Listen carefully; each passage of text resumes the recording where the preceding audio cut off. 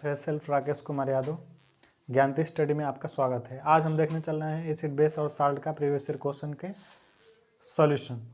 तो one by one करके देखते हैं। फर्स्ट क्वेश्चन है, अम्ल वह पदार्थ है जो, अम्ल क्या पदार्थ है? तो अम्ल और क्षार के बारे में आपने पढ़े होंगे। पहला है इलेक्ट्रॉन ग्रहण करता है, दूसरा ऑप्शन बी इलेक्ट्रॉन प्रदान करता है, ऑप्शन सी प्रोटॉन देता है और ऑप्शन डी OH आयन देता है। तो अम्ल क्या होता है? प्रोटॉन देने वाले ग्रुप को क्या कहते हैं? अम्ल। तो इसमें सही ऑप्शन क्या हो जाएगा? प्रोटॉन देता है, यानी कि अम्ल वह पदार्थ है जो प्रोटॉन को डोनेट करता है। ठीक है, तो ऑप्शन कौन सा सही हो जाएगा? सी। नेक्स्ट है, भस्म वह पदार्थ है जो, भस्म मतलब क्षार होता है, तो क्षार वह पदार्थ है जो प्रोटॉन देता है? नहीं, प्रोटॉन ग्रहण करता है। सी ऑप्शन इलेक्ट्रॉन देता है और इलेक्ट्रॉन युग्म ग्रहण करता है। तो भस्म वह पदार्थ है जो प्रोटॉन को क्या करता है? ग्रहण करता है। ठीक है, उसे क्या कहते हैं? क्षार कहते हैं। अब नेक्स्ट, अम्ल व भस्मों की अभिक्रिया के फलस्वरूप बने हुए पदार्थ को क्या कहते हैं? तो अगर एसिड बेस की जो रिएक्शन होती है अम्ल क्षार की अभिक्रिया, उसमें क्या बनता है? तो ऑप्शन है, इसका ऑप्शन शायद मिस्टेक से नहीं लिखा गया है, उसमें ऑप्शन 3 ही है कि अगर अम्ल क्षार की अभिक्रिया कराएंगे तो क्या बनेगा। पहला है अम्ल बनेगा, ए लवण, बी असी जल और डी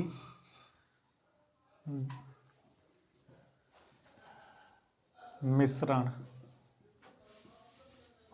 तो अगर एसिड बेस की जब रिएक्शन करेंगे तो साल्ट बनता है। क्या बनता है? साल्ट।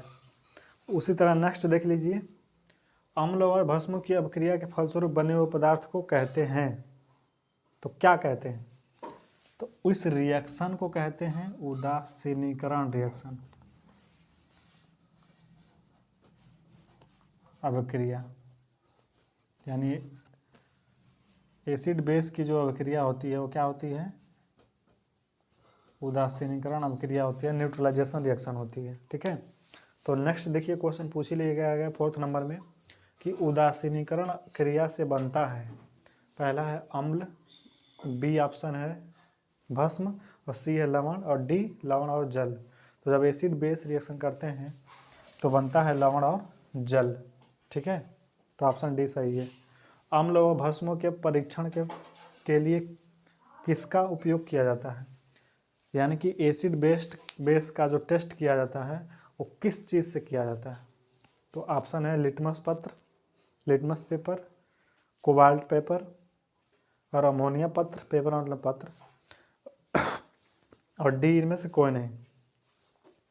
तो एसिड बेस का जो आइडेंटिफिकेशन होता है लिटमस पेपर के द्वारा किया जाता है। जब लिटमस पेपर के ऊपर एसिड डालेंगे तो वो नीले लिटमस पेपर को रेड में कर देता है और रेड लिटमस पेपर्स को नीले में चेंज कर देते हैं।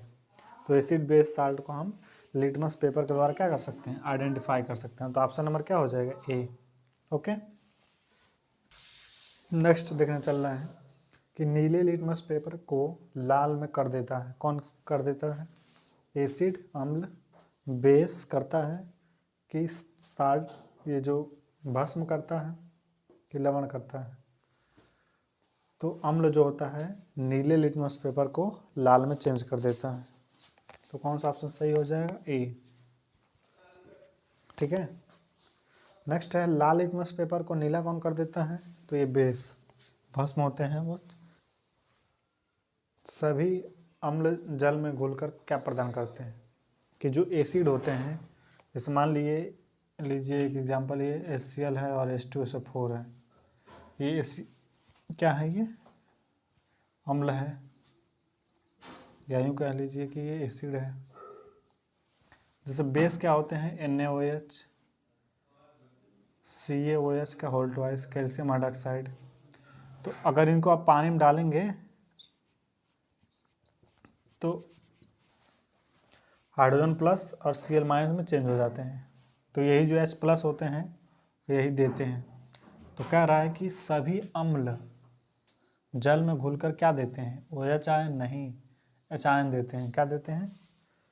तो ये ऑप्शन नंबर बी करेक्ट हो जाएगा। भस्मों का स्वाद कैसा होता है? जो बेस होते हैं उसका टेस्ट कैसा होता है? खारा होता है, खट्टा होता है, तो और मीठा होता है, स्वादहीन होता है। तो खट्टा कौन होते हैं? एसिड कैसे होते हैं? खट्टे होते हैं। सिरका वगैरह देखे होंगे। बेस कैसा होता है? खारा होता है। तो ये वाला ऑप्शन सही हो जाएगा कि भस्मों का स्वाद कैसा होता है? खारा होता है, कड़वा होता है। नेक्स्ट, बेस के जलीय घोल में कौन सा आयन होता है? जैसे मान लीजिए बेस है, NaOH बेस है, ठीक। इनको अगर आप पानी में डालेंगे तो ये सोडियम प्लस और हाइड्रोक्साइड माइनस में चेंज हो जाएगा। तो जो OH माइनस कौन देता है? बेस। तो जो बेस होते हैं वो जल में घुल के क्या बनाते हैं? बेस देते हैं, वो OH आयन होते हैं।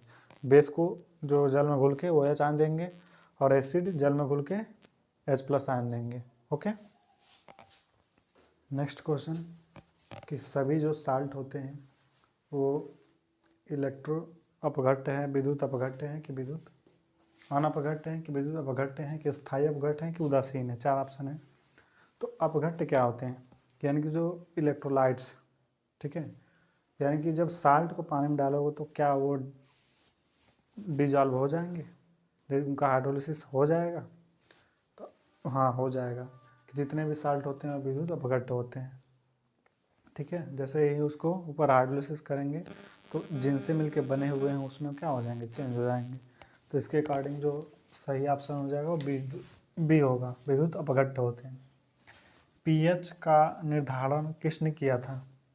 तो पीएच का निर्धारण ऑप्शन ए है लेवाइजियर ने किया था, बी प्रिस्टले ने, और सी डी कैवेंडिश ने, और डी सोरेनसन ने।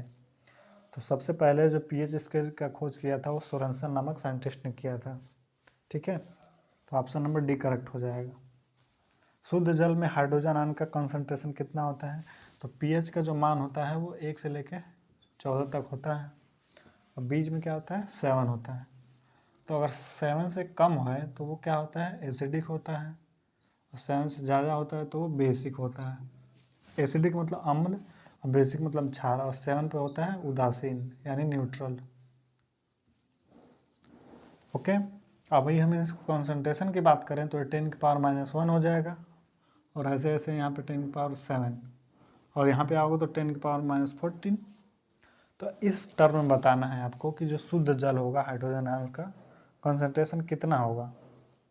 तो ये देखो यहाँ पे 10 की पावर लिखोगे तो 7 ही तो आएगा। 10⁻7 कॉन्सेंट्रेशन किसका है? ए। तो फर्स्ट ऑप्शन करेक्ट हो जाएगा। अम्लीय जल का पीएच मान कितना होता है? यानी कि जो एसिडिक वाटर होता है उसका पीएच मान कितना होगा? तो अम्लीय जल का मतलब एसिडिक। तो देखो एसिडिक का पीएच मान 7 से कम होता है, ठीक है। तो अम्लीय जल का पीएच मान क्या होगा? 7 से अधिक, 7 से कम, तो 7 से कम वाला ऑप्शन सही हो जाएगा। ओके। उसी तरह क्षारीय जल का पीएच मान, क्षारीय जल का मतलब ये हुआ कि कैसा है वो? बेसिक। तो ये 7 से ज़्यादा होगा। तो देखो ऑप्शन कोई है?